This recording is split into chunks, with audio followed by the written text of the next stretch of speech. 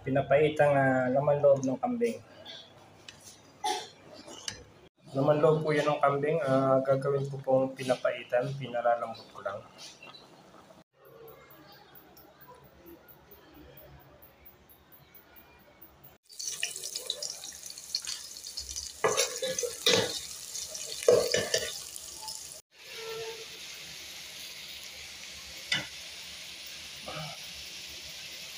Natin ang patis.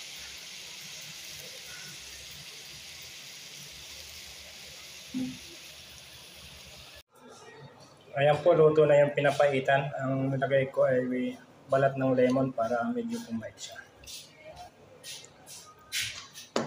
Pinapaitang laman loob ng kambing.